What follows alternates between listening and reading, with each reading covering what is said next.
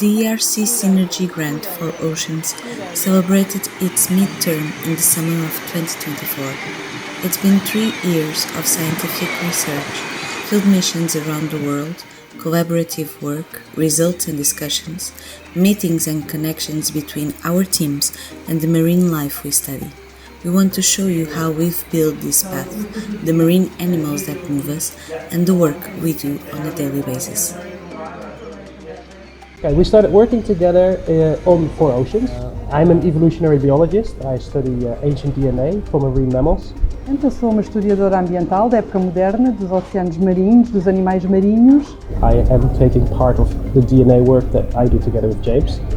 Through this project I met with Cristina Brito, and then I got a PhD student who was really interested in marine ecology, and then there was an option to do a marine ecological historical project on Serenians. And then of course you have to work together with Cristina, who is a historical expert on this.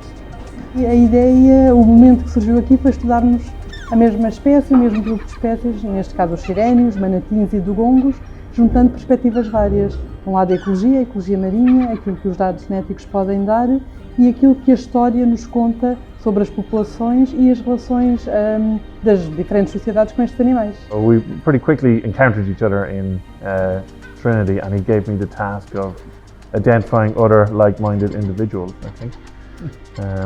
So that was one of my first sort of academic jobs beyond the PhD. Networking is just so important to building a multidisciplinary field like environmental history. You can't do everything, so you need to rely on other people, other competences. E percebemos que havia muita ligação entre o estudo que uma estava a fazer para uma região e outra para outra.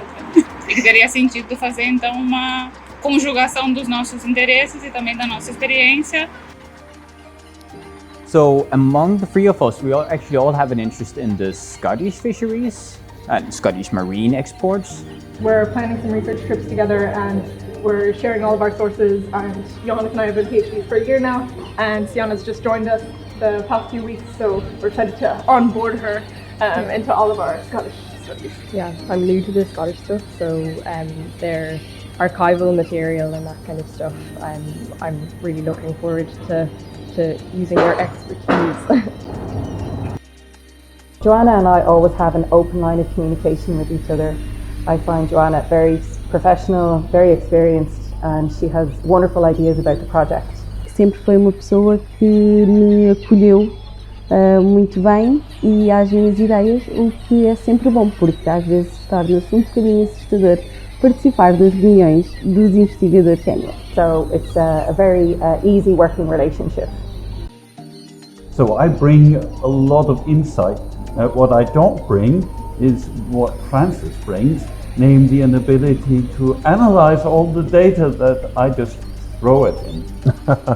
No, I mean, I had studied the sort of history of climate and other sort of environmental variables through time, usually trying to squeeze the history of these out of written sources. So I already was appreciative of the value of history and of written evidence. But I had never really looked at the marine world. It was all terrestrial type stuff.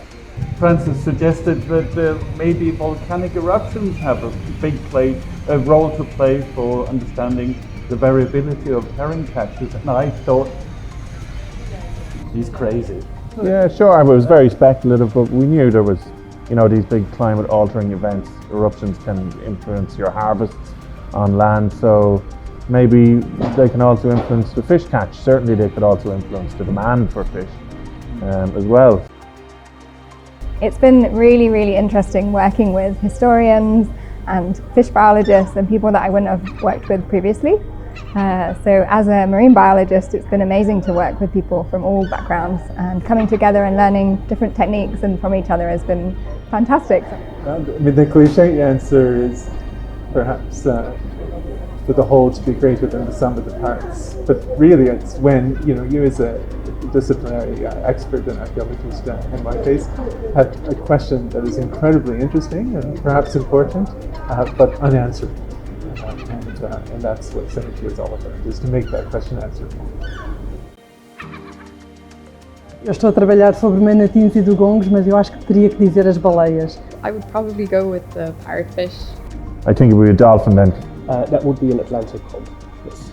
The tiny herring. Humans, non-humans and oceans shape this project. Among a variety of outputs, we highlight the commitment to scientific dissemination and ocean literacy. We have scientific articles and songs, DNA samples and 3D models, work in museum collections and with indigenous communities. More than 50 researchers united in the study of the ocean's past, seeking answers and solutions for the future. This is the For Oceans project.